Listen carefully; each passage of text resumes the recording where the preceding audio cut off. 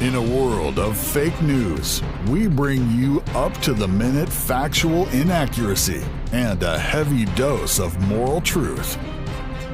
With your hosts, Kyle Mann and Ethan Nicole. This is the Babylon Bee. Fake news you can trust. Welcome, everybody, to the Babylon Bee podcast, where you hear several white dudes tell you what to think about the news. Not several, just a couple. Well, usually a couple. Right, but we got more today than it's a usual. few. It's a few. Three's a crowd. And today we have a crowd because Frank Fleming, senior writer of the Babylon Bee, so named because he's old. He's the eldest. Is he the eldest? He might be. So senior I writer... think it might be Doc. Yeah. Doc is older, that's true. Senior writer Frank Fleming joins us today. Hi, Frank. Hey, guys. Thanks for having me. It's great to be here. I'm a big fan of the podcast. Feel like I know you guys. Fan of you. Your favorite podcast is the one where two guys are constantly talking about how funny Frank Fleming is. What a surprise.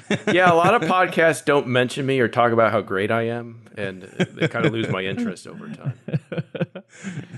That would be funny if you were listening to a true crime podcast or something, and right in the middle they go, by the way, Frank Fleming. Hilarious. Hilarious. Did murder people. That's why we're talking about it. You know who didn't murder anybody? Frank Fleming. Hilarious guy. Something to shoot for. So it was 4th of July, which by the time this podcast comes out is going to be like ancient history. It will be, but this is our recap. This is our recap of the week. We had a good time. Me and Dan and Ethan all hung out together and families. Tried not to blow ourselves up successfully, I think. You had some relatives who were more bent on blowing people up than us. One of my relatives decided to launch one of those in the mortar tube that goes way up. Giant ones. Which is completely illegal here. Yeah. But our entire neighborhood is just lit up with those. They're huge. I don't understand how people afford those fireworks. Is my understanding. They're expensive, yeah. You buy one of those little ones that shoots out little spouts and stuff, and that thing's like, what, $20 or something? Yeah, we had that pack that was like 50, and you got 10 of them or 15 of them or something. So one of those giant ones that goes in the sky, I assume those are $100 or something, or a couple $100. You got to go get them in Vegas and bring them back. And yeah, that's so I'm sure we all saw the video of L.A. It was just lit up with those. And apparently Gavin Newsom said no fireworks for 4th of July. So this is the response. Did Newsom say no fireworks? That's what I read. Am I wrong? I hadn't heard that. I read that he did a full I don't know. Maybe that's just a good story. I make up the news. I don't. I like to. It's more fun when you make up. Well, I'm sure L.A. was no fireworks, and I know that those ones that shoot in the air are illegal pretty much everywhere. They're illegal everywhere. If they're interesting to watch, they're illegal. It's just like the snakes and sparklers are allowed. Yeah. When you were driving home from your house, you could just see them everywhere. It was like, you didn't have to go to a fireworks show if you were in California or maybe across the nation. I don't know, but it was wild. Which was nice because a lot of them were canceled. A lot of those fireworks displays were canceled. Really? The community ones. And so people were just like, you know what? Boom, blow up my own stuff. That could be it. Maybe they were canceled, so the people that had all these stockpile of fireworks that they're going to blow up, they're like, just started going door to door, and they're like, here, you guys want to do these? Wouldn't fireworks scare away the Rona, though? I mean, it's real loud and stuff. Is it like a dog? And go high? Yeah, it just goes and whimpers under the kitchen table. Yeah, a lot of people were posting signs for lost coronavirus after the on light poles and stuff. Because it all ran away. My son burned his hand. I handed him one of those. This is very smart of me. I handed my 4-year-old one of those little smoke bomb type style ones. Mm-hmm. And I was showing him like, hey, you put it in your hand and then you just throw it like this. And I put it in his hand and he immediately closes his hand. And I'm like, God. Yeah, I remember. The fireworks, the little ones you set off. That was like my first experience as a kid of playing with matches and stuff. I didn't do that with my kids this year. I almost completely forgot about fireworks because all the everything closed down sort of thing. Sad. Yeah, very sad. I just mooched. We just went to Kyle's house and used his fireworks. Yeah. Well, and we were mostly just mooching off our neighbors anyway because they were all launching off so many crazy. Yeah, they had all the big ones. So, all right, you guys ready to do some weird news? Let's do it. Sure. This news is weird. Driver fights off snake with just a knife and seatbelt while speeding at 76 miles per hour. This is in Australia, and he gets pulled over by a cop. Well, is it unusual in Australia? Yeah, I assume. Is it this weird? Isn't even a news story in Australia. Yeah, if you go to Australia, Yeah, or like 8 of the most poisonous snakes, like in Australia. They just got snakes everywhere. I mean, it's just something they do. I guess a cop pulled him over and he's like trying to explain, like, there's a snake in here, mate. He's like got a bloody knife and the snake. The thing that was weirdest to me about this is if you look at the picture, they show the dead snake and they've blurred out the wound on the snake. Like people can't emotionally handle seeing a snake that's been wounded. Right? Is that weird? It's not that weird. Graphic. It's a little like... Yeah, I could understand if it was decapitated or something. It's just like a little stab wound on the snake. Yeah, like a little stab wound on the snake and they blur it out. That just makes me feel like we can look at a chicken breast and eat it, but we can't look at a wounded snake. Yeah, I mean, as kids, we used to cut up snakes all the time. That was just something we did as kids, and now it's like, oh, they can't even look at that. We can't even look at it. Stab a snake. Get over it. Stab a snake. I don't want to live in a society where we can't look at a wounded snake. Just fallen man. I don't know if it wasn't Samuel L. Jackson on the truck because he was Australian, but so I don't know if he would swear as much. Now, was it getting agitated if he slowed down, like he had to keep it over 50 miles per hour? Yeah, I was wondering why was he going so fast? Was he going to like slam the brakes so the snake goes through the windshield? Because I don't get how he included the seatbelt in the fight. I was trying to figure it out. I really like how specific the headline is that it was 76 miles per hour. Like the cop sitting there. And it's because it's Australia and they're in what, kilometers or whatever?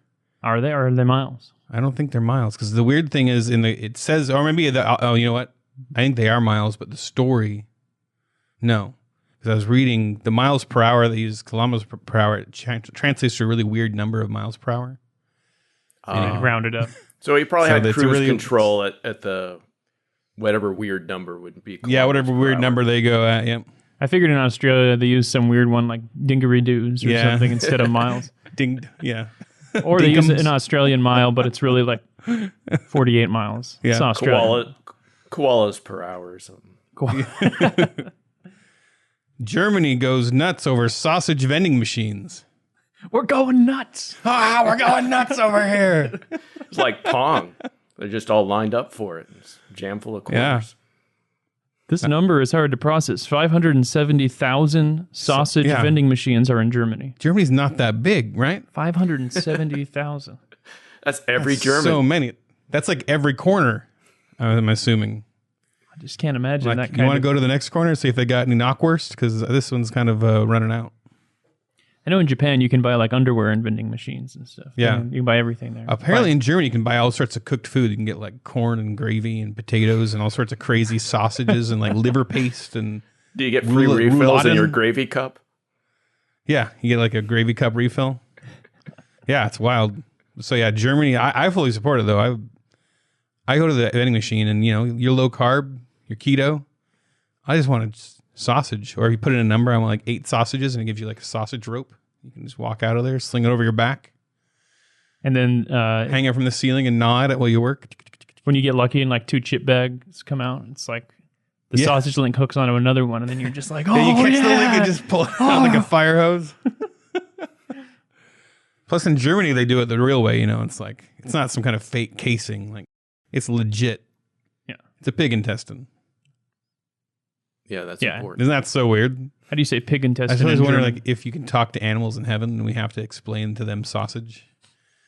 We ground you up and put you in your own intestines and then tie little knots. It was really good.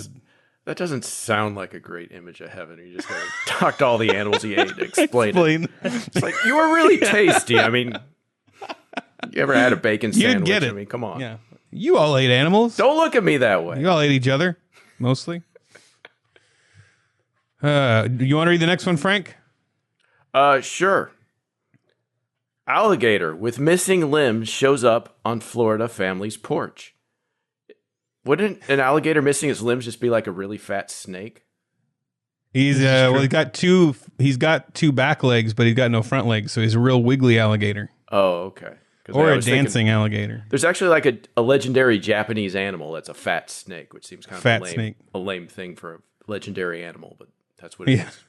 Yeah, because that first Australia story could have been driver fights off alligator with missing limbs. Maybe that's he had just left that fight and then the snake showed up. He had cut off all the limbs. Yeah, the 2. So is this a feel-good story? Like, it's missing its limbs, Yeah, but he made it? I was thinking it was like when you leave a child on a doorstep, like the alligator. Maybe some alligators were like, he's not going to survive out here, man. So they carried him and left him on the doorstep, knocked. These people look like good people. These are good people. They'll take care of him. Oh, it was only missing 2 limbs. Yeah, not all of them. 2 limbs. The 2 front. So he had to do the push, but no. The scoot. He was doing the worm. Doing the worm all the way there. I can't feel my arms. How did it lose its limbs playing with fireworks? Yeah, I don't know. Their guess was it was an alligator fight. So somewhere out there is an alligator eating alligator arms. There's an alligator with 6 limbs somewhere. That's just wrong. Alligators should band together. They got enough to deal with. They shouldn't be fighting each other. This is all animal news. I always like the animal ones. I would guess technically it is because we had snake, we had sausage, Yeah, and we have alligator. And the next one is escaped pigs cause traffic chaos on Virginia highway. It's not a big story. It's just pigs running free on the highway. And the cars all stopping. Are people just not used to that anymore? Pigs all running around. They get all panicked by it or something? Yeah, it makes the news. It looked like the video kind of looks like babe pig on the freeway. Like it's just the pig looks fine with it. It's everybody else who's freaking out. What, they were blocking the freeway? Were they protesting? Or Yeah, so I thought maybe they were blocking and protesting. Yeah. Bacon or something. I don't know what they'd be protesting. Anti-farm. No, sorry. Well, it doesn't seem like the pigs would be on the side of Black Lives Matter because they're always calling. And they're always calling cops pigs. Yeah. Which, I don't know So if would they pigs feel. side with cops? Yeah, I'm trying to figure out, wouldn't they be offended by that? So pigs would be all about the thin blue line? They're with the cops because they're like... Yeah, pigs are usually on the side of toast and eggs. Where did we find this guy? Where's Frank's chuckle? We need to play Frank's audio. We'll explain that later. Anyway, so this stupid story. Cat falls asleep in washing machine and miraculously survives 12-minute cycle. It is animal news. It is all animal news. I told you. The next one's not. It's poop. But I actually had a cat. We had her in the dryer. We heard this big clunking after we started the dryer. It opened up and there she was inside it. But we heard that right away. She wasn't in there 12 minutes. We've gone to feed the cats and one doesn't come running. One of our many cats doesn't come running, and we're looking around and we found them in the dryer. I think it just they didn't go through the cycle and they were just jumped in there and someone got clothes out and closed the thing again. Oh. So we do have this irrational fear that they're going to end up in the washer someday. Oh, yeah. Yeah, unrelated, I once peed on that cat's head because the cats are just popping up where they shouldn't be. It popped up in front of the toilet? Well, yeah, I was unused to living with cats. It's like I was home alone, and so it's like I didn't bother to close the bathroom door, and then cat head just popped in and looked into the toilet bowl at just the wrong moment. Right in the stream, huh? Yeah. Wow. Frank, do you have a poster behind you that just says poster? Well, I didn't realize, we're going to do video, and I didn't have any decorations in my office, so I thought I'd put up a poster. He's like, poster, window, potted plant. All right, Frank. You got this one. The next one? Okay. Yep. Woman, 90, caught smearing poo on children's swings in bizarre protest. That sounds like some editorializing in that headline. How is that bizarre? That is editorializing. They're inserting their opinion. Stomach-churning footage shows an elderly woman smearing what appears to be human feces on a children's swing she wants removed. Local residents in Gachina, Russia. So this is Russia. Okay, this makes sense. Oh, obviously This makes Russia. more sense. It could have said Florida or Russia, and I would have been like, oh. They claim the substance is human. I've never seen feces spelled like that. Feces. Must be like a UK site. They were always adding weird UK, letters. Yeah, They're letters. always being weird with their spelling. Throwing a U in, throw an A in there. They say the pensioner has been doing similar things for years as she wants the swings removed so she can have a flower bed there instead. Flower bed. Flower bed. Flower bed. Did you just flower bed bleeps No, word? it's a real word. Flower bed. Oh, okay. I was thinking this could be something Gavin Newsom might try. Like, just cover the entire skate park in human feces. Well, they essentially did with the sand. And we've all seen what the homeless people do at the beach. So I love this lady's ingenuity. Yeah, I think. Yeah, there's a picture that of her. works. She's out there. She's doing it just like she's buttering toast. She's just out there covering the swings. Because sometimes I wonder about the effectiveness of different protests, and this is a different one. It might work. I don't know. You have to. It's less violent than the ones that have been going on. You have to admit it's actually probably preferred to what's been happening. Like a lot of people who had their storefronts destroyed, they probably would have rather had their storefronts covered in human feces because then they could just at least hose it off. So yeah, I think she's more progressive. Yeah, I think this is a nice compromise versus just saying, "Hey, I disagree with you," and blowing stuff up. Married woman 32 uses doctored baby scans bought on eBay to fool her 18-year-old lover into thinking he was the father of her child and let his family bring the boy up as one of their own. That's a long headline, huh? It is a very long Like that headline. get rejected by... I would reject that headline from Babylon Bee. So you got to condense that. Yeah. Got to edit it down. Nothing left in the story there. You got it all. Doctored baby scans bought on eBay to fool her lover and I think he's the father of her child. And what? Okay, Yeah. I don't get this. Why does she need to doctor him to fool her child? Like, what was there something in the what previous ones feature that was would- like, that's definitely not my child? Yeah. How do you doctor the scans? Like if he's got a mustache. Yeah, give him his nose, yeah. He's got your mustache. Give him he has a birthmark on his forehead right in the center. Give him the same one. Maybe, she just cut out his face and pasted it on the... Like, Age this face down. It's doctored, so whoever did this had a doctorate. So Indoctorate. age the face down from his face to a baby and put it on a fetus. Maybe I'll do a Photoshop where we do that with Frank just to see how that would look. As an example. Yeah. All right. He does have kind of a lovely cherubic face. Yeah, so we'll take Frank now. Making me Age down. This is the baby. This is the overlay of the baby. Now this is the scan. You're gonna make a Frank baby, okay? Yeah, We're going to make a Frank. a little Frankfurter. Yeah. All right, you want to move on to some stuff that's good? Let's do it. Yeah, let's do it. Nothing's good. Everything's terrible. But now, this week's edition of Stuff That's Good. Yeah, well, the wife and I stayed up late playing Gears of War on the cooperative thing, and yeah. I've never played That's that. weird. I can't imagine playing video games with my wife. It would never happen. She suddenly wanted to. She's like, let's play something. So I don't know. I We was did. playing that Gloomhaven super complicated board game. She thinks like I'm trying to trick her into playing a video game because it's like so much stats and stuff. You're like, what would be easier? If we let a computer handle all of this. So my stuff that's good today is, well, let me clarify. This isn't strictly good. This is more of a so good it's bad. But there was an old movie in 1990 called Robot Jocks. You guys ever see it? I saw it when it came out. I hardly remember it. I was into BattleTech at the time, and that was like the closest thing to a BattleTech movie. So it was It's in the just video store. Yeah, it's like straight to video. It's one of those concepts that like a grade schooler would come up with as a cool idea for a movie, and they're like, what if instead of wars, we just had robots punch each other? And that's the whole movie. That's it. That's the entire movie. Yeah, I've just described the movie. Even as a kid, I was like, to the premise, they outlawed war. It's like, oh, okay, I need a lot more explanation of that. How does that happen? Who? And it's just great. And there's I don't know if I want to ruin it, but there's a fantastic scene where the Russian and the American come together and they're beating each other up and they're all bloody, and then they just put their fists together and give a thumbs up. The robots are bloody? No, they actually like destroy the robots, get out of the robots, and start punching each other in person. Oh. But that was like the symbol that they would do when they would fight, was like So in the punch and finale, thumbs up. the giant robots aren't even there. There's just two guys fighting. Yeah. And it's supposed to be really emotional, but you could tell it's kind of like the Star Wars craze, and they're trying to do cool effects, and it's a complete train wreck and absolutely worth watching. I kind of wonder if Riff Tracks or Mystery Science has ever done it, but I've only ever watched it straight. So Robot Jocks. And that's Right. what Jocks with an X. Yeah, Jocks. Pacific Obviously. Rim is just like a ripoff of it, basically. So, on in character, I'm recommending another G.K. Chesterton book I just read.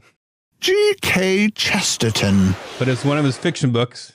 I hadn't read it for a long time. A lot of people said it got brought up a lot when Trump got elected, because it's called The Napoleon of Notting Hill, and it's about they say that it takes place in 1984, and they say that Orwell named 1984 after this, or he chose that year because of Notting Hill. I don't know if that's true. That's the legend. But in this book, England is highly unchanged, but they've decided that they'll just let a random person be king because society has become so progressive and perfect, and everything has been kind of like figured out. And it's kind of this bland future. There are no borders or anything. And so this king, he's kind of just a jokester, and he likes to just mess with things, and he decides he wants to make everybody very patriotic and partition them off. And everybody kind of just for like to be silly, I don't know. But then there's one guy who is insanely patriotic about his little tiny town where it has a toy store and a chemist and like just has like a few shops. And they decide they are going to defend their area to the death, that you can't have a road go through it or whatever. Anyway, it's very fast paced, and there's like a ton of battles in it, like really funny, insane battles, because like they're trying to stop these guys, like these armies that are built of guys that have never fought a war for like 100 years are trying to fight these insane, passionate, patriotic. And it's actually about satire. Like at the end, the whole thing is about the relationship between the satirist and the extremist. So anyway, well, that sounds interesting. The Napoleon of Notting Hill is a fascinating, fun, and pretty short for a Chesterton. Well, his books are pretty short actually, usually. So recommended. And I want to see a movie of it. It'd be a great movie. Cool. A lot of action. Well, what I liked was Hamilton, because I finally saw that, and it was. What is that again? The President? Yeah. An indie production. Now I get why like all the elite few who saw it on Broadway would like do nothing but talk about it, because it was actually really good.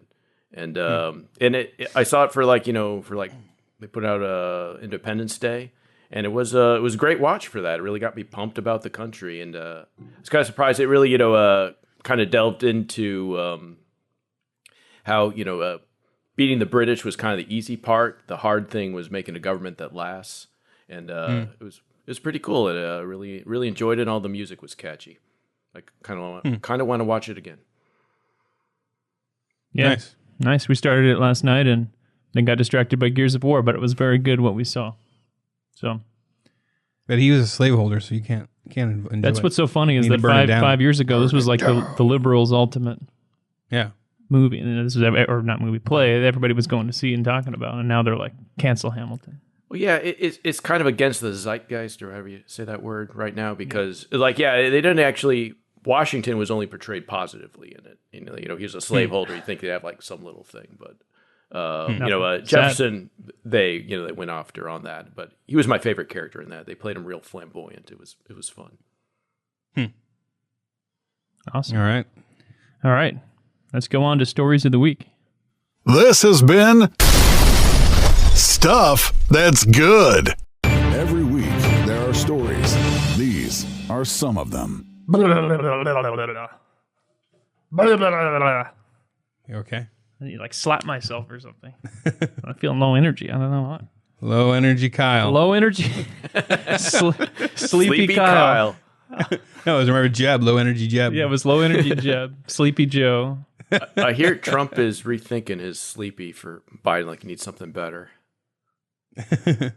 He's got the whole strategy meeting together. Figure out a name. All right, our first story of the week. Noticing a lack of rational, coherent, sane presidential candidates, Kanye West announced this weekend that he will be running for president.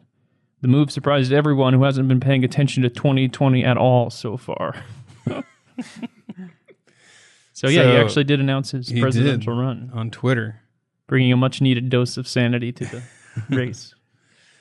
And at first we were all like, "Oh, it's just a funny tweet," but it just came out like he did an interview with Forbes and like went into the details. Yeah. So his new political party he's forming is the Birthday Party. That's fantastic. Try explaining this to someone from a few years ago. I know. Yeah, what's the weirdest thing about all of it is how not weird it is. We're just like, oh yeah. Yeah. Makes sense.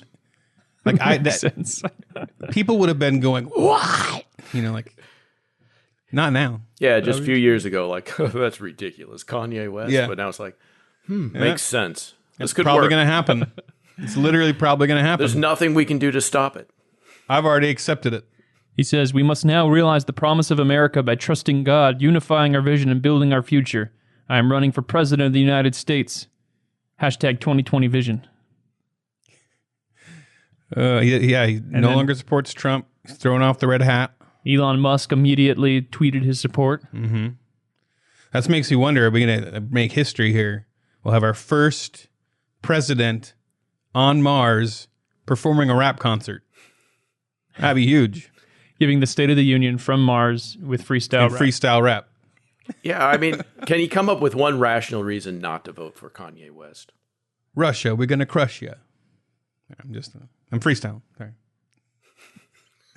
Let's do more Not of that. good at it. Three white guys try to freestyle rap.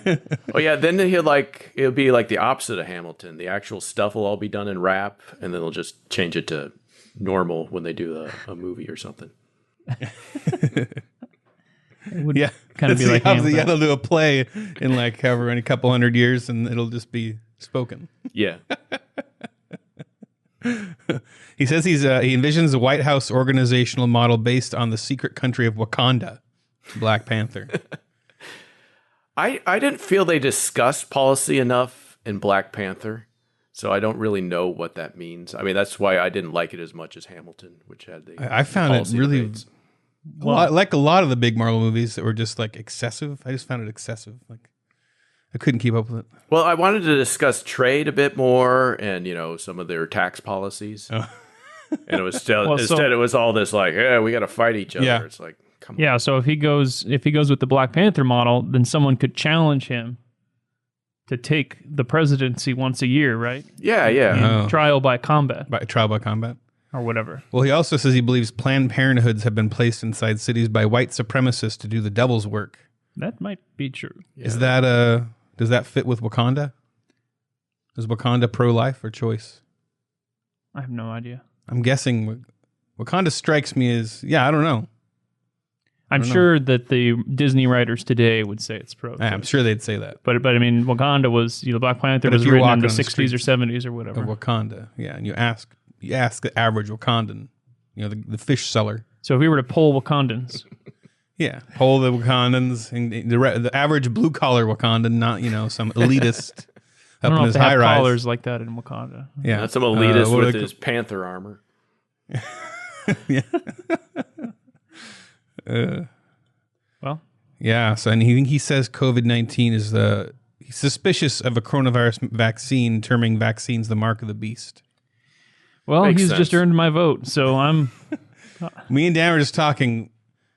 We're all pretty sure things are just like, we're at the tip of the end of America, probably. We're getting pretty close. Things are kind of breaking down, winding down. It's getting pretty messed up.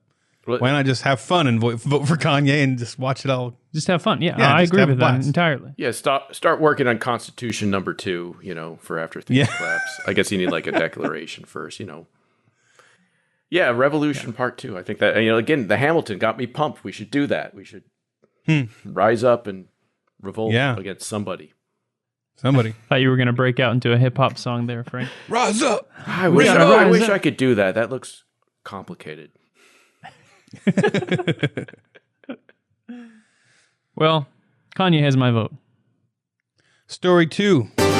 Nation that kills 3,000 babies a day feels morally superior to slave owners that from 200 years ago. You read that with a lot of enthusiasm. I was trying to look at everybody. I can't. Once we get the new office, we'll be able to set it up where we can actually look at the camera. Because I'm trying to talk to you and do this. And, Yeah. And then Frank's on this little hologram on the table here, Yeah. like Star Wars or something.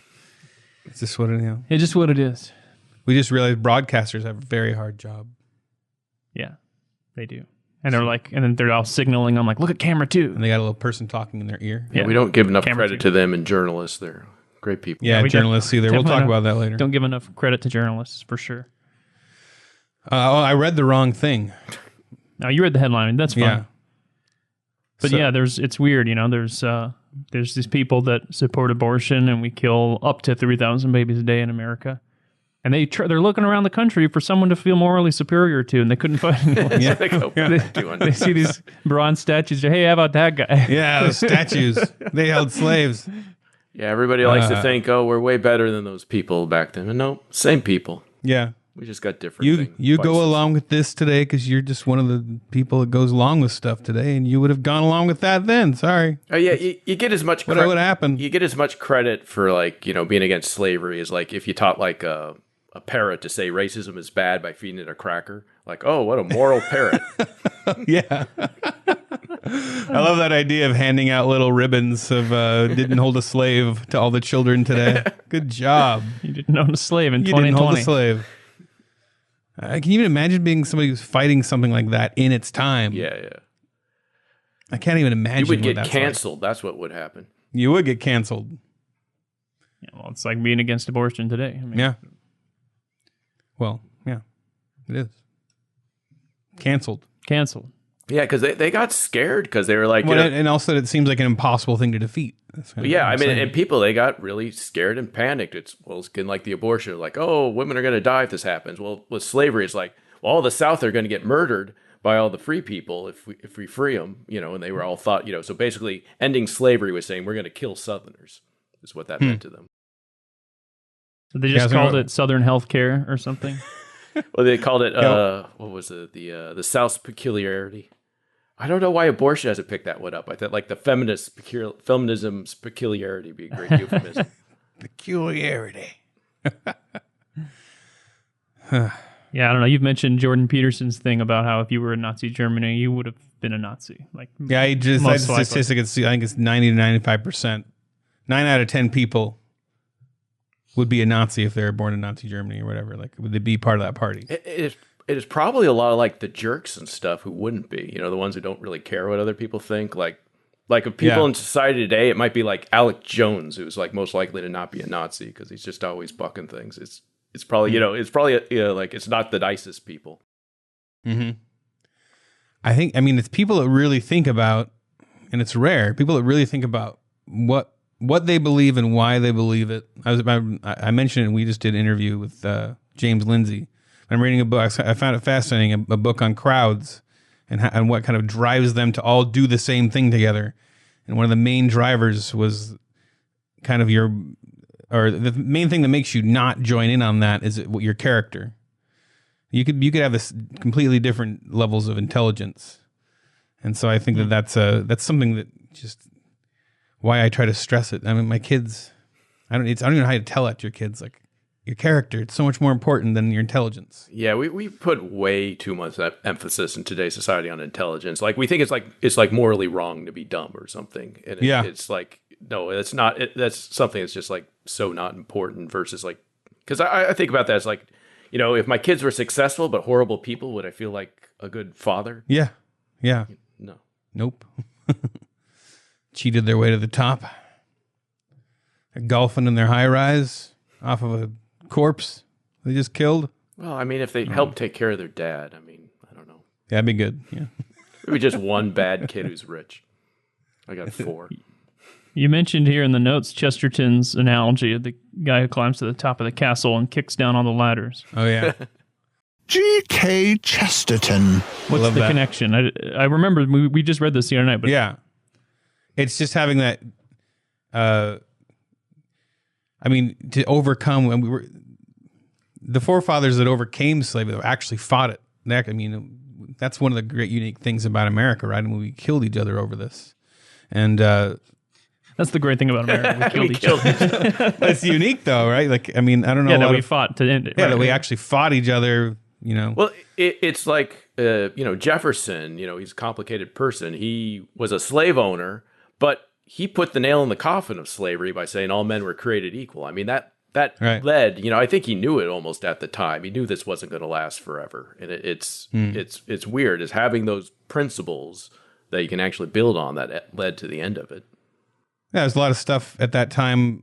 Like, I believe George Washington couldn't legally free his slaves till he died. Like, he wanted to, but a lot of things sound really easy when you aren't living in the time. Like, just like, be free, Like, maybe it doesn't work that way. And then, what if they're just freed and then they're just killed once they get out on the street or whatever? And I don't know what the rules and laws are, but... It was a tough situation. And we haven't exactly seems like it would be tough. Gotten completely over it yet, so... Yeah. Anyway, my analogy about the ladders, the Chesterton analogy was that these presidents of the statues they're knocking over, they are rungs on a ladder that got us here.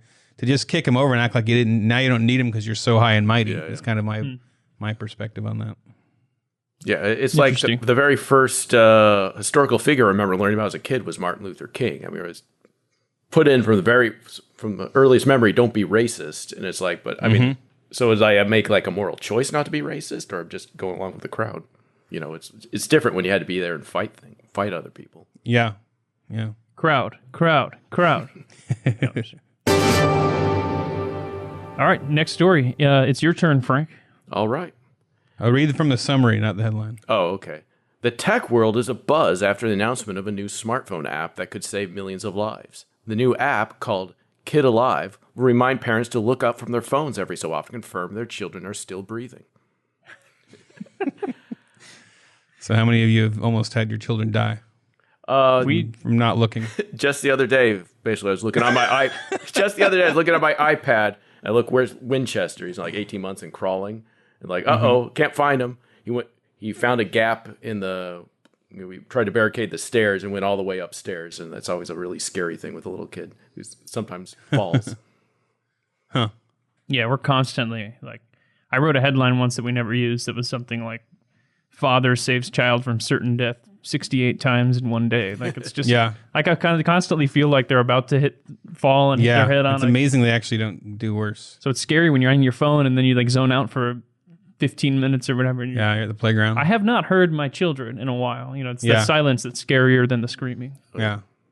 And when you got a little one, you got other kids, and the little baby's just silent sometimes. You forget about them, and it can get scary. My scariest thing, it had nothing to do with my phone, but we went to Home Depot and Eliza was a brand new baby. I mean, she was like in her first year for sure. She was in the backwards facing seat. And I was trying to get her out of the house to give the wife a break. She was exhausted. I was exhausted. We had the two older kids. We were just going to run into Home Depot to pick up some stuff for a project we're working on.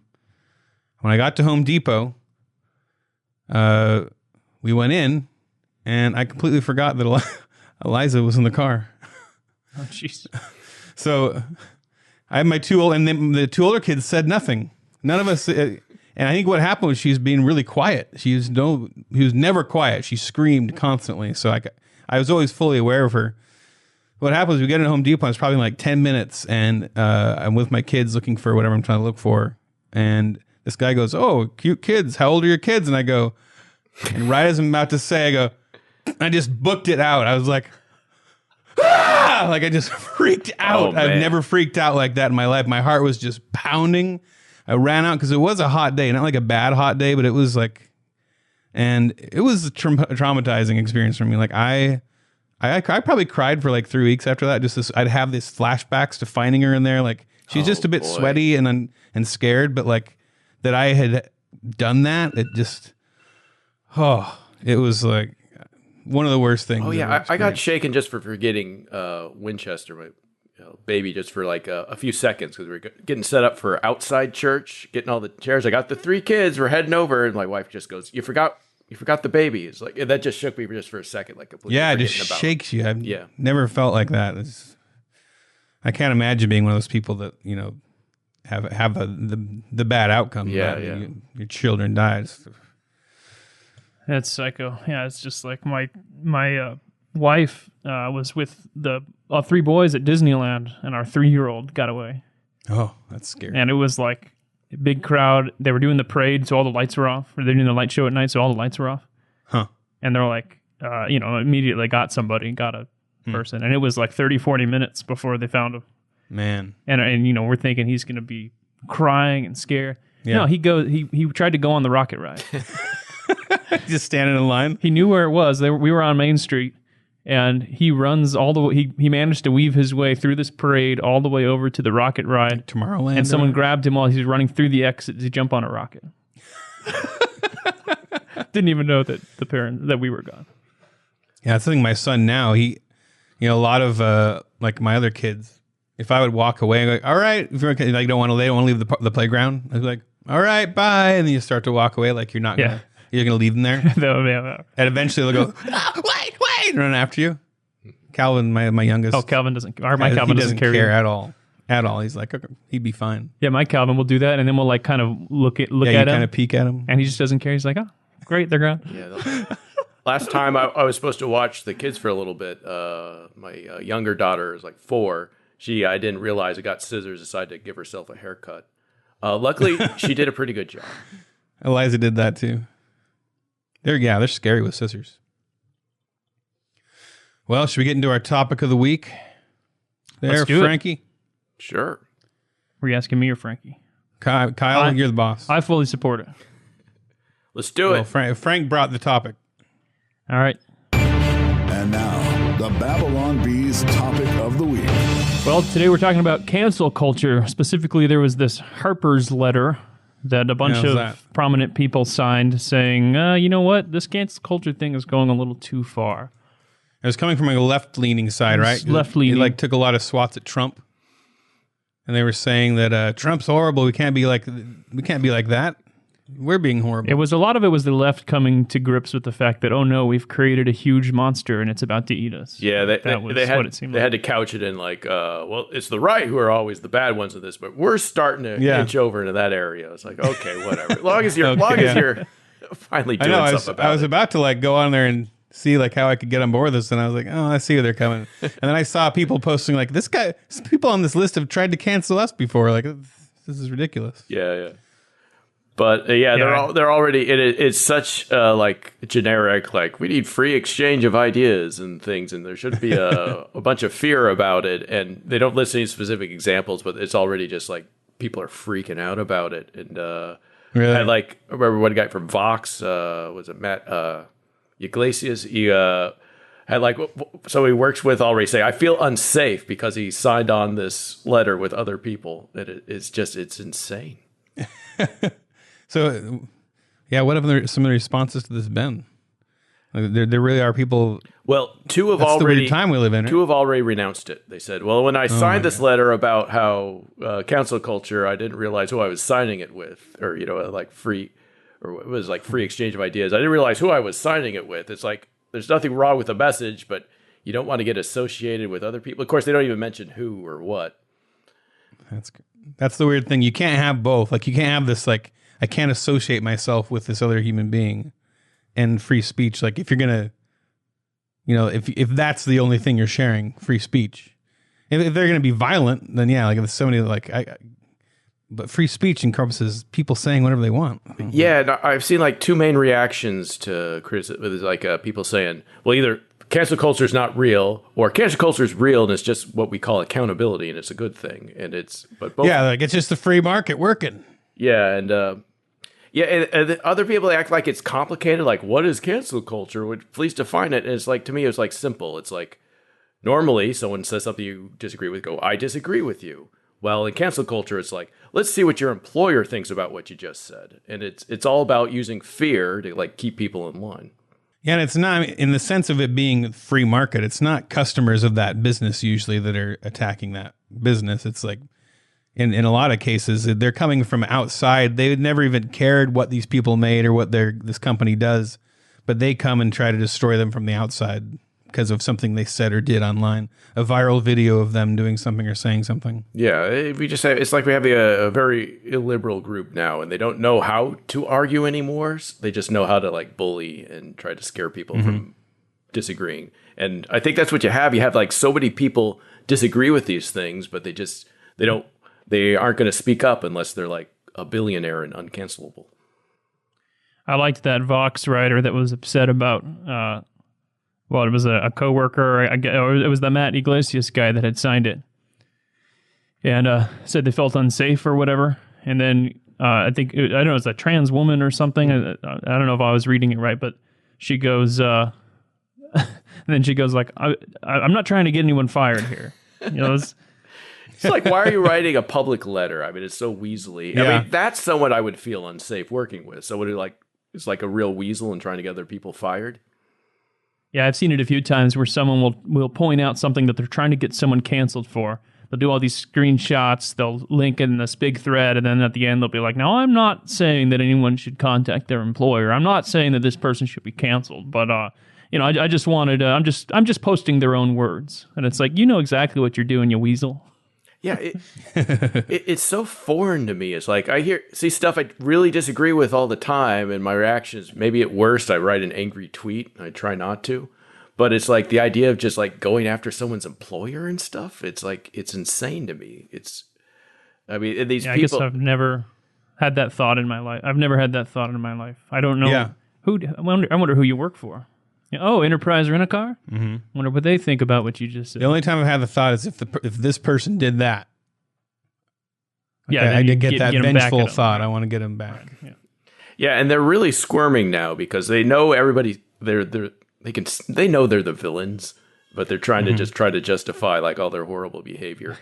And it's like because that's the worst thing, It's like the left. They always want to be on the right side of history. They don't want to be. They want the history books to be published, and they look under the wrong side section, see their names put there. Is that the classic "Are we the baddies?" Yeah. Sketch. I was trying to find it. I thought that there's like a quote from George Orwell or something about how he fears the censorship from other people more than he does from like the media or whatever, or no, from the government, right? Or I guess it's from media from within, like us censoring ourselves. Well, yeah, it's got really scary. We don't have government censorship, but it's just like, but every employer seems very vulnerable if they have any outrage that they just got to like fire people and stuff, and it's everybody's getting terrified. Mm-hmm. It feels very Soviet. Yeah, it was always the division between the two kinds of dystopian futures that novelists always imagine. Was like one of them was the government just cracks down on everybody. And the other one was the people first turn against free speech and turn against the free exchange of ideas. And then the government comes along and bans it. We're in that one. That's kind of what it feels like right now. Because, there were very strong court decisions for free speech. The Constitution has done a pretty decent job of protecting free speech. Mm-hmm. We're a satire site, writes jokes all the time, and we don't like sit here and worry that someone's going to crack down on us. Because we have pretty good free speech protections for the most part. But it feels like it's the culture that is going to turn against that first. Yeah, and it used to. Yeah, because it used to be like something. Yeah, the left right would agree on is like free speech is important, and it's used to be there's like at least a few things we all agreed on, and now it just doesn't feel like there's anything there anymore. You have like people going after free speech. It's not just the Second Amendment; it's the First Amendment. It's due process now. People going after it's getting crazy. People trying to quarter soldiers in our homes. Yeah, it's like I don't have a guest room. I got 4 kids. Yeah, what was that? There's a guy that tweeted recently. He's like, "There's no culture war, right? There's just people that don't like racism versus people that really love racism." I can't remember exactly. It was crazy though. Like he couldn't see that they're. Yeah, if you're not on his side, you're a racist. I'd love to look at the world that simply. Like it was all like the very first Star Wars movie. Everything's black and white, evil, good guys. There's a lot of people that do. That's what's insane to me. And it's really hard to make the case for free speech to like this generation. I don't know what the right way of framing it is. It seems like there's arguments to be made for like why we let people say mean things. Yeah, it's like what are we teaching in school? It's like this is like the most important thing. The whole point of this country, the civics and liberty. I mean, why these are important. Mm-hmm. It's like it's like when people want like a hate speech law. It feels like that's elementary. Explain why that's a bad idea. Yet people don't get it. The moment you said shouldn't be a hate speech law, like, oh, you're a racist. Well, it's like you're trying to protect the KKK. I mean, it's like obvious. You want Trump deciding what's hate speech. I mean, it's like you don't see the problems with this. It's like they are suggesting more government power when there's a guy in charge that they hate and distrust, and they don't get it. And it's like I don't know how you get through their skulls on that one. Mm-hmm. Yeah, I have no idea. So vote for Kanye. Kanye, he will do it. He will unite us. I don't think he'll do anything, but it is since we're all headed down the tubes anyway. Hashtag Vision 2020. Vision 2020. Yeah, when he turns things around, you'll think differently. We'll finally, be you never know. Morning Could in be America wrong. again. So if cancel culture is real, then how come J.K. Rowling is still around? Yeah. Yeah, I saw a lot of the people that, well, none of these people have been canceled. Well, yeah, that's why they could speak out on it. It's like the Joe Schmo who like nobody's heard of. That's who you should be worried about because they're going to get canceled and no one will know and no one will help them. Mm-hmm. Yeah, you get to a certain amount of wealth and you can kind of say whatever you want. Yeah. But it's the guy that's working at Target that has a political opinion people don't like. And that's where that's what the cancel culture really comes after. Yeah, that's where that... Yeah, small businesses too. Like, yeah. I can't remember, there's a recent one online, one of these women who's accused of being like a Karen or something. Yeah. They just completely destroyed her business. Yeah. I can't remember all the details. Yeah, it's billionaires going to save us. My wife was reading it to That's me. why left hates billionaires. They know those are the only people who aren't afraid to speak out. Yeah, it's like that's the Emperor's New Clothes, like it's like the little kid who says like the Emperor's actually naked, but in real life would be some jerk billionaire. It's like, that Emperor's naked. Yeah, he's the only one who can say without getting... I cancel this man. He's like, I got money. Who cares? Emperor's nude. Sail away on my yacht. naked. Beautiful. All right, well, is that all we got to say about that? Yeah, Are you still Googling things? we covered it I got entirely. nothing. There's nothing left I should to have say. come with... I don't know why I didn't think to put some notes for myself there. I figured Frank had a lot to say on this. He's always tweeting about it. Yeah, I don't like it. He always got jokes about people that say cancel culture isn't real. Does that mean that Frank is a secret billionaire? Oh, yeah. Yeah. Well, yeah, that's what I say. There's like, we were talking about how like most people would be Nazis. The cancel culture isn't real. People would 100% be Nazis. Oh, yeah. That's problematic. Okay, well, let's go on to some hate mail. I really miss Adam Ford. All right, we're gonna dive into our iTunes reviews. Is it even called iTunes anymore? I think it's called Apple Podcasts or something. They're taking out the little I off everything. I guess it's not futuristic sounding anymore. So is the Apple iPhone still called the iPhone, or are they going to... Oh, it is, huh? Yeah. They call it the Apple There's phone. iPhones and iPads. Yeah, eventually they'll probably change to Apple phone. But just keep in mind, these bad reviews are before I'm on the podcast. Yeah, you had nothing to do with these batteries. Well, you had been on it once, I think, or twice maybe. All right, so here's we're going to read a few bad iTunes reviews and then a few good iTunes reviews. So here's a bad one. 1 star. Ramblings with no humor. I was pleased to find a podcast. I sympathize. I was pleased to find a podcast to go along with the hilarious Babylon Bee. Oh, thank you. What a disappointment. Just rambling with nothing funny. Talk with none of the humor of the emails and app. Pointless. I am unsubscribing. So they don't like us like talking about how we almost killed our kids. They don't find that funny. I like the ramblings with no humor. I get this vision of a guy sitting on a porch in the South somewhere and this old uncle or something, and they're sitting there listening to him, and he just rambles for like 2 hours. And they're like, you didn't say a single funny thing. Yeah, I was expecting a joke. As long as you're rambling, you might as well include some humor. I mean, we try to be funny. We try really hard to be funny. I'm just trying a little bit. I'm not going to hurt myself over it. There are ramblings, though, for sure. All right, you got the next Guilty. This is from Jeremy777. Love the bee, but No. 4 periods. Oh. No, it's not ellipses are 3 periods, right? So I don't know what that is. It's a mega It's ellipse. 3 periods, and then they wanted to emphasize. If you end the sentence with boom. ellipsis, sometimes you do 4 periods. Okay. Oh, so I really enjoy and appreciate the Babylon Bee. Thank you. But was really disappointed by this podcast with episode 41 about the Trojan mouse. Waited patiently for over 45 minutes for some substance and then told we need to pay for a substantive part. Just wasted my time with pointless fluff. Guys, give some meat on the free side, then I might be willing to pay for your subscription for more. Unsubscribing from the podcast for now. I've listened through the whole podcast. I listened to the subscriber portion. I do have to say, like, the part before the subscriber portion is utter garbage. It's like all the good stuff is in the subscriber portion. Oh, the good he's stuff. got a point.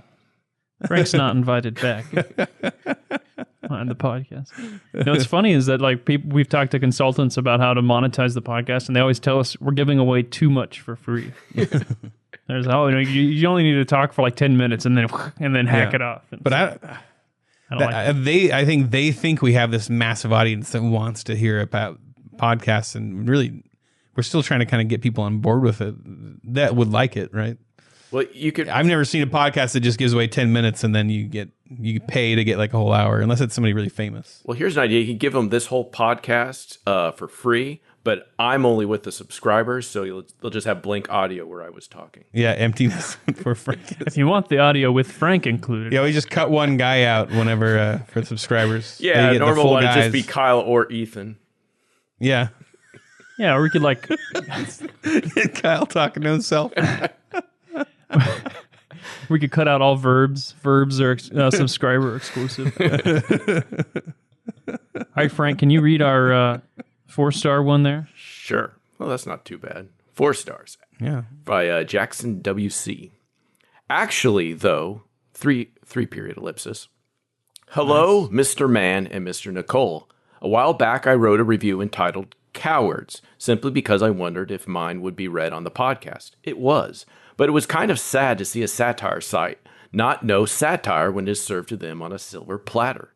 All joking aside, though, I love this podcast and the news articles are sometimes quite funny sometimes. However, as with every podcast, it isn't perfect. Oh. Mr. Man sometimes sounds a little bit like he, along with Joe Biden, has one foot in the coffin and 1 foot out. Oh, wow. If you could please, just saying he's sleepy today too. If you could please liven up a little, that would be great. Okay, you getting this, man? In the early episodes, there were a lot of stories from Mr. Nicole. It would be awesome if those would come back. Despite this things, sick. I love this podcast. Great job, guys. Sincerely, should I say the name? Oh no, I kind of like it because he tells you how to say it, huh? It's gonna get flower bedded. He included the name in the review. So yeah, it's in the review. It's public. Jackson Crapushetties. I think it's Crapushetties. The name is French. It means little frog over a pond. Likely a derogatory term referring to those Frenchmen, my ancestors, who immigrated from France to America over the pond. That's an unfortunate last name to have, like in school. Yeah. Crapushettes. Crapusheets. Yeah. I thought Drew Dick had it bad. Yeah. What I'm taking from this one, so he wrote a different review that said coward, and it was like a 1-star review. I thought it was supposed to be a joke, I guess. It was a joke. You guys didn't get it because it was satire. You're kind of dull. So because of this, I'm just going to look at every bad review and go, oh, it's satire. Yeah. So those two we just read are satire. Oh. Get it? It's a joke. So, one-star reviews are not satire. That's violence. That's violence right there. I can say that. So it's like violence. Books on Amazon. That is violence on Amazon for sure. You're taking away somebody's livelihood. So you're basically murdering my children. Mm-hmm. So his entire complaint is too much Kyle and not enough Ethan. Well, no, you're sleepy. You need I weigh like twice as much as Kyle. Sleepy Kyle. Sleepy Kyle, and sad. Went to more Ethan stories. I always get accused of therapy when I do tell stories. So. Don't take it personally. By old Sleepy over here. It's a comedy podcast. We're supposed to rib each other.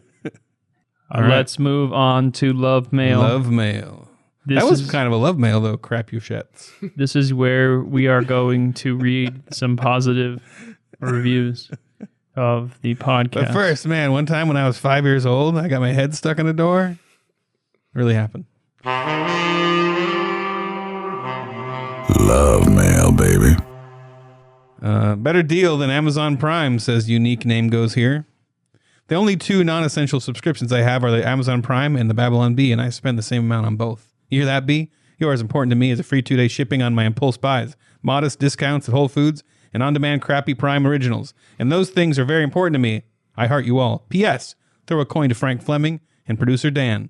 They deserve it. I like this guy. He's smart. Fling. We have, really good fans. I like that Frank was here. Yeah. Frank was here for that one. Yeah. And Dan. All right, we're a little concerned about this positive review. We're concerned about this guy. Bryce gives us a 5-star review, and he says, need more. Hours of endless entertainment. Just listened to all 79 episodes in the span of 2 weeks, and I never got bored. Spelled sick. B-O-A-R-D. I recommend you start doing 3 to 4 episodes a day to keep up with the demand. Thanks. So he probably said that in like a Gary Busey waking up from a drunken stupor. Just sitting there at the table drinking coffee all night listening. Yeah. his earbuds. Twitching the eye. 79 episodes, 2 weeks. So what's the average length of a Babylon Bee episode? Probably 90 minutes. I thought we got over 100 episodes now. Each one's about an hour too long, so, I don't know. Yeah. So 120 hours in the span of 2 weeks. How many episodes are we in, How many hours are in a week? 20, so 150-ish? What's that, Dan? 82? Yeah, so this was he was correct. Yeah, it was a couple weeks back. Ago. I don't know why I thought we had hit 100. I guess I'm wrong. I think I was excited that we're gonna. Are you going to do something special? Yeah, what are we going to do for the 100th? But they're not really numbered like that because now we do the interview show and this show. Okay, so figuring that every episode is, let's just say an hour. That's 80 hours. They're way more than an hour, though. Well, I don't know, a subscriber. I don't know if he's a subscriber or not. Subscriber. Why would you listen to that much and not be a subscriber? Bryce, you better be a subscriber. There's some of the shows where you get like a lot more. So 24 times doing math. 14. Okay, so there's 336 hours. Wow. How many does somebody like Joe weeks. Rogan do? I mean, isn't that who you should be emulating? I mean, you want to... Because he puts that's the thing. He puts it like 2 to 3 hour episodes, like 3 times a week. Oh, wow, yeah. Well, so if you want to make 100 million, that's what you got to do. Yeah, that's what you got to do. So he would have had to listen to the Babylon Bee podcast for 7 hours a day. Wow, for 2 weeks in 2 weeks? Yeah. That's pretty insane.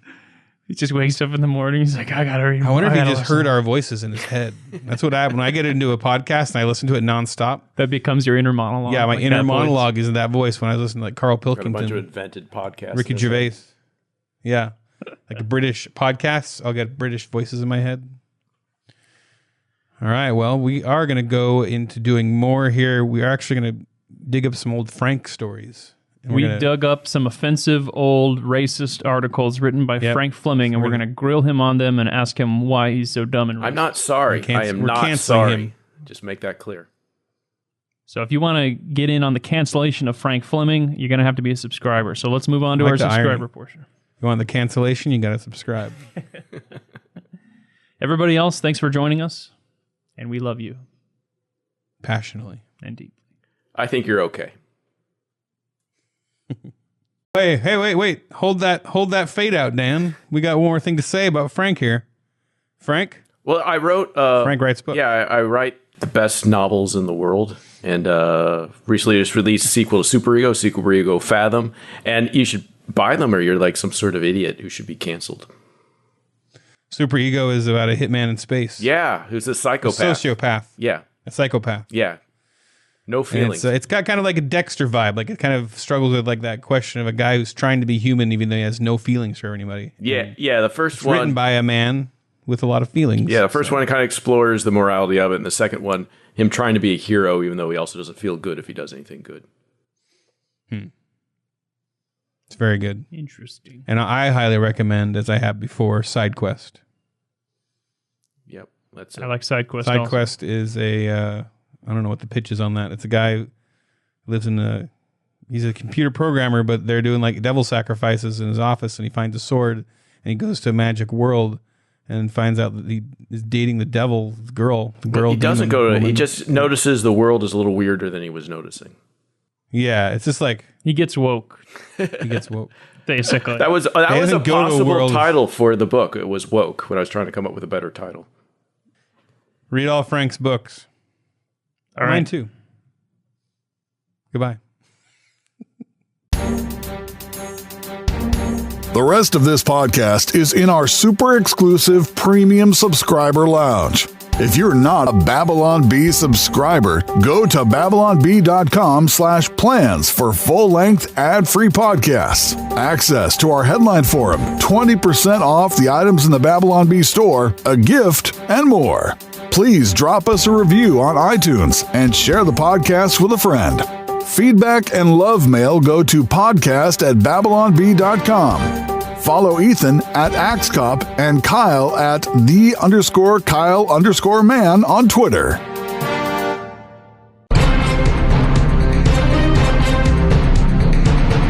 Kyle and Ethan would like to thank Seth Dillon for paying the bills, Adam Ford for creating their job, the other writers for tirelessly pitching headlines, the subscribers, and you, the listener. Until next time, this is Dave D'Andrea, the voice of the Babylon Bee, reminding you to go forth and share the gospel often, but use swear words as little as possible.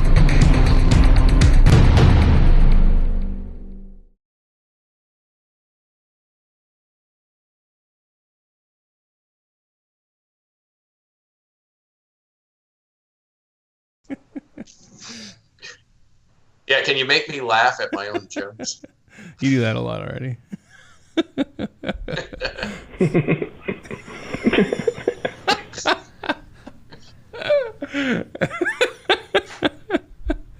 I don't know if I like that.